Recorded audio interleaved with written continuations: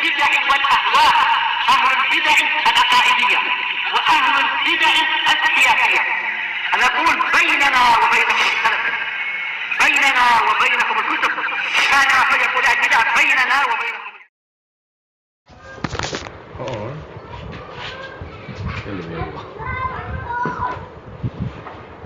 Panggil ambulan. Bismillahirrahmanirrahim. Qala al-Imam an-Nawawi rahimahullahu taala al-hadisul ashir, ya.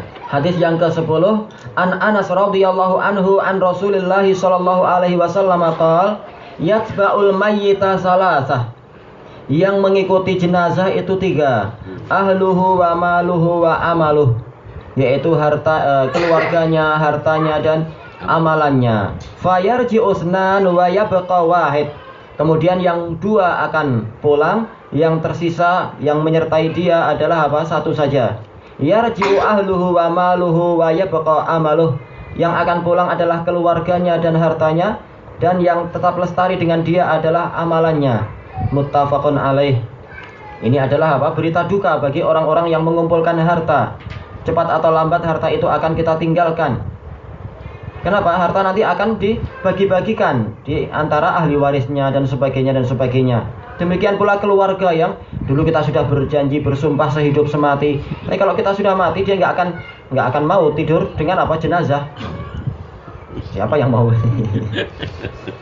Sudah cepat atau lambat memang harus apa? Harus dikebumikan, harus berpisah. Kehidupan yang sejati adalah di alam akhirat nanti. Sehingga apa? Hendaknya orang itu mencari sesuatu yang kekal, yang menjadi sahabat baik dia, yaitu amalannya. Kalau amalannya adalah baik, dia akan menjadi apa? Teman dekat yang baik, yang wajahnya cakep, baunya harum, dan juga apa? Dan juga kalimatnya baik, menyertai dia selama ribuan tahun di alam kubur. Kalau memang ribuan tahun, jelas memang lebih panjang dia di alam kubur itu. Tapi kalau amalannya adalah jelek, wajahnya buruk, baunya juga busuk, demikian pula apa? Ucapannya juga ucapan-ucapan yang menyakitkan, dan itu menjadi teman kita selama 24 jam kali berapa ribu tahun itu. Jangan dikira dia akan apa? Waktu kita tidur dibiarkan. Wah, akan diganggu terus. Karena apa? Ini adalah hari pembalasan. Di alam kubur itu adalah juga apa? Sudah mulai hari pembalasan. Sama harinya. Sama hari ini. Allah lebih tahu, nggak tahu. Al-muhim apa? Jelas dia ribuan tahun sampai hari kiamat, nggak tahu berapa ribu tahun yang tersisa, kita nggak tahu. Atau ratusan tahun kita tidak tahu. Dan juga tidak ada gunanya apa yang dilakukan oleh sebagian orang-orang kafir. Hartanya tetap dibawa masuk ke kubur, nggak akan diambil manfaatnya. Kalau dia adalah orang yang disiksa dengan api, maka ikon itu nggak akan bermanfaat bagi dia. Demikian pula kalau dia itu disiksa dengan apa? Rasa haus, rasa lapar, maka peti es yang dipenuhi dengan makanan nggak akan ada manfaatnya untuk dia selama apa? Setelah dia itu adalah orang yang mati. Nggak mungkin mati sambil dia apa? Ambil buah ini atau ambil Pepsi itu, nggak ada. Yang ambil manfaat mungkin adalah para pencuri yang suka apa itu mencuri di kubur-kubur orang Cina dan sebagainya itu. Nah, itu di Ambon banyak, dan mungkin di wilayah lain juga banyak. Kubur-kubur Cina ternyata sudah berlubang pada hari yang kedua, sudah dicuri barang-barang dia. Tetap yang terakhir menemani dia adalah amalannya, bukan harta dia.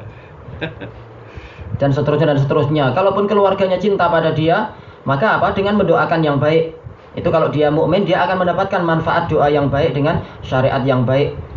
Tapi kalau dia adalah orang kafir, dia nggak akan dapat manfaat. Atau kalau didoakan dengan cara bid'ah, maka tidak ada manfaatnya karena tertolak. Apalagi kalau apa? Sekedar dikirimi uang-uang palsu, nggak ada gunanya. Karena apa? Di alam kubur nggak ada Smart lagi, nggak ada juga apa, nggak tahu itu. Tesco. Ya, Tesco atau apa di alam kubur. Uangnya palsu nanti ditolak lagi. Wah. Maka semua itu tidak ada manfaat. Intinya adalah amalan dia. Berarti apa yang diinginkan oleh Imam Al-Imam An-Nawawi di sini, kalau kita tahu bahwasanya cepat atau lambat orang itu mati, karena apa? Dikatakan al-mayyit, berarti mau tidak mau kita akan mati.